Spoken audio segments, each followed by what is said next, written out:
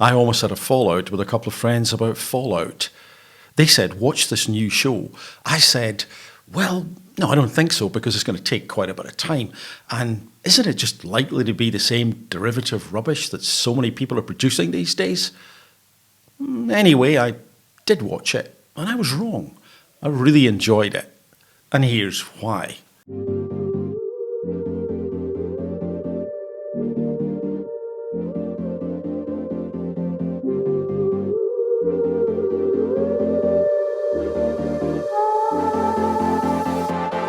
In the first instance, it looked great.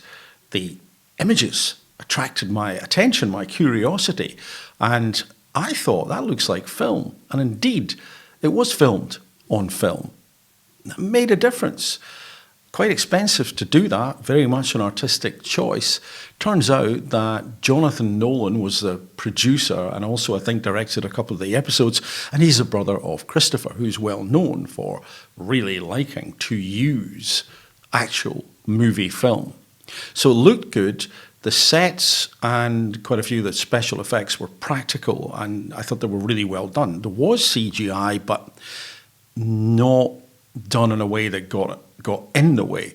You've probably watched some of these movies, and as I have, they're CGI laden, and thought, I just can't engage with this emotionally. There are really good actors in there, but this CGI stuff snaps me right out of the story.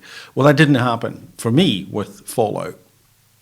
Again, Fallout is based on the games, which I haven't played, but probably because of that, the world building felt real. It had a logic to it, even though it was fantastical in some ways.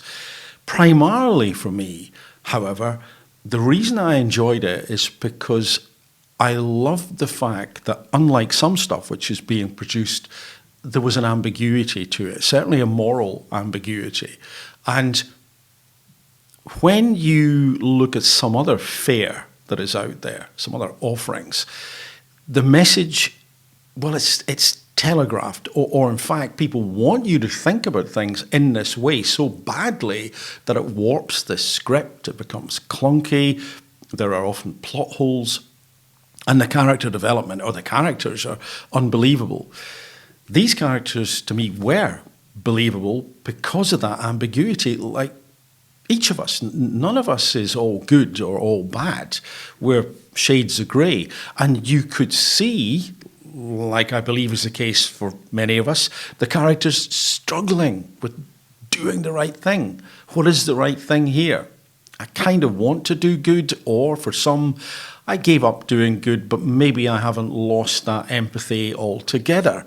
And so, again, the difference between this show and some other stuff that's out there was probably marked by that initially you could look at some of these characters and say, that's the bad person, that's the good person.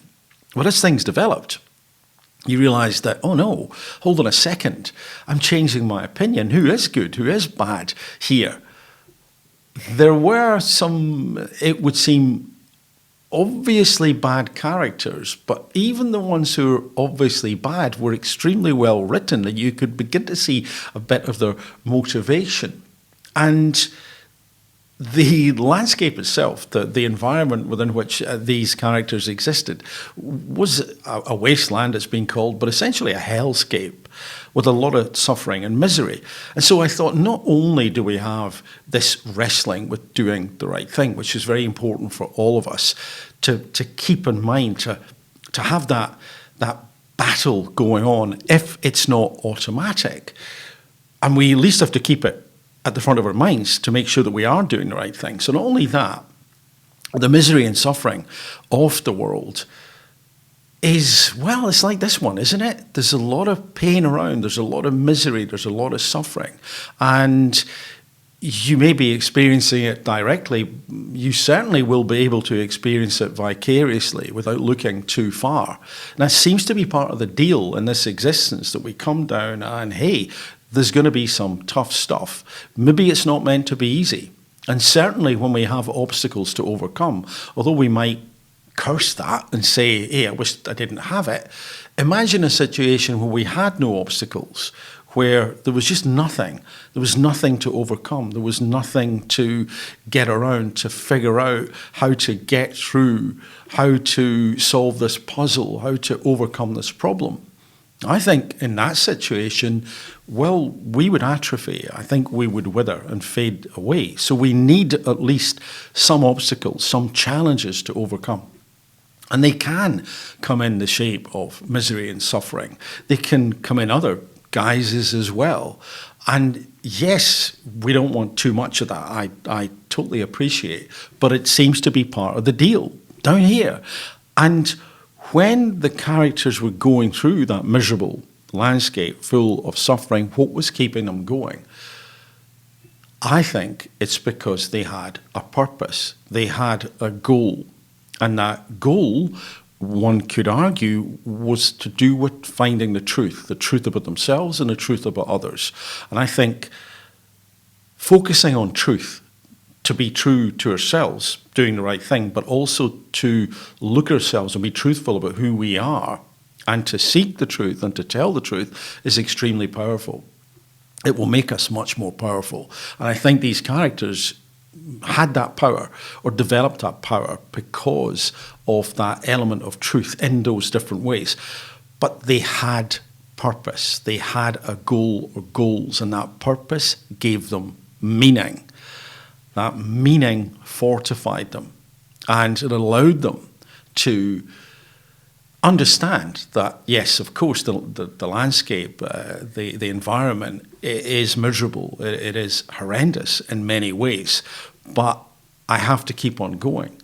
I have an understanding about myself that this is who I am. I get meaning from this purpose. I have that goal, and that goal is connected to truth.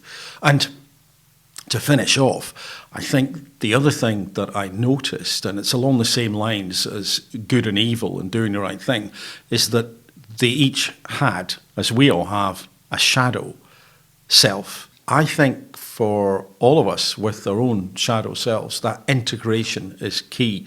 The anger, the annoyance, the frustration, whatever it may be, integrated properly with us makes us more powerful, makes us actually formidable.